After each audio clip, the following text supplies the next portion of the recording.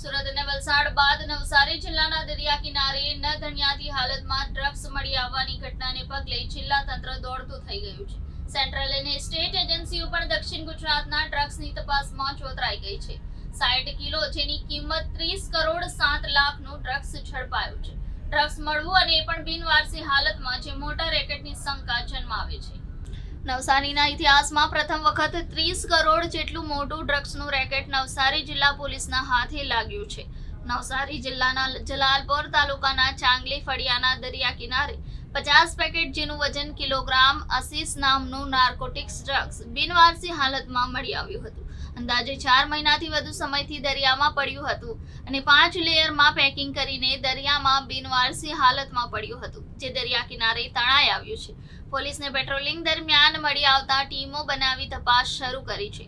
વલસાડ, સુરત અને હવે નવસારીમાં મોટા પાયે ડ્રગ્સનો જથ્થો મળી આવતા સ્ટેટની એજન્સીઓ કામે લાગી છે. વલસાડ અને સુરત બાદ નવસારી જિલ્લામાં મળી આવેલું નાર્કોટિક્સ ડ્રગ્સમાં સામ્યતા જોવા મળી છે.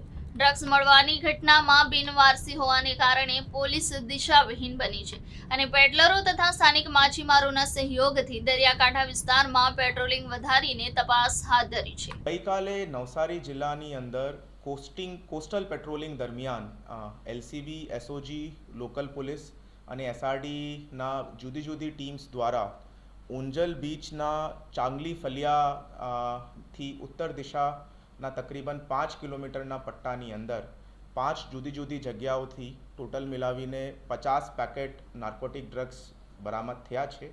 તે એફએસએલ દ્વારા સ્થળ ચકાસણી કરાવતા આ નાર્કોટિક ડ્રગ્સ હશીશ હોવાનું પ્રાથમિક દ્રષ્ટિએ પ્રસ્થાપિત થાય છે.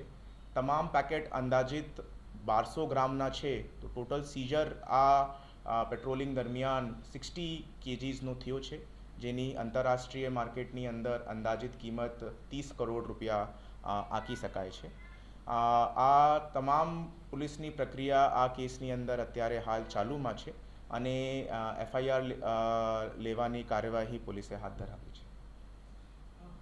કેટલા સમયથી દરિયામાં હોઈ શકે અને કેટલા લેયર્સમાં ટોટલ જો પેકેજિંગ કરવામાં આવી છે તે દરેક પેકેટ જો છે અંદાજિત 1200 ગ્રામનું છે અને દરેક પેકેટની અંદર 5 લેયર ઓફ પેકેજિંગ કરવામાં આવી છે, જેમાં સૌથી ઉપર એક ટ્રાન્સપેરન્ટ પારદર્શક પ્લાસ્ટિકની પેકેજિંગ છે, એની અંદર સેકન્ડ લેયરની અંદર કાપડની પેકેજિંગ છે અને થર્ડ, ફોર્થ અને ફિફ્થ લેયરની અંદર ફરીથી પ્લાસ્ટિકની પેકેજિંગની અંદર જોવામાં મળે છે.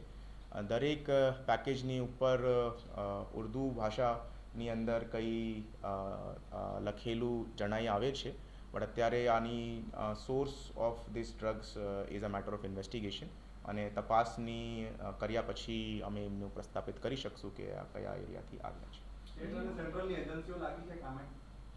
અત્યારે અમારી કોસ્ટલની જો કોમ્બિંગ એક્સરસાઇઝ છે તે ઓર તીવ્ર ગતિથી વધારવામાં આવી છે અને અત્યારે ટોટલ 12 જેટલી ટીમ્સ જો છે આખા નવસારી જિલ્લાના કોસ્ટલ વિસ્તારની અંદર મરોલીથી લઈને મરીન પોલીસ સ્ટેશનના તમામ પોલીસ સ્ટેશન વિસ્તારની અંદર અત્યારે આ શોધખોળ ચાલુમાં છે. અત્યારે જો આ ડ્રગ્સ મળ્યું છે તે હશીશ હોવાનું એફએસએલ દ્વારા પ્રસ્થાપિત કરવામાં આવ્યું છે. તે એક બ્લેક કલરનું ગોઈ સબસ્ટન્સ હોય છે, તો એ પોઝિટિવ કન્ફર્મેશન હશીશનું પ્રસ્થાપિત થયો છે.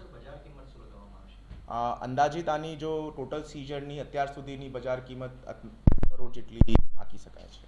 ડ્રગ્સનો પાવર કેવો છે?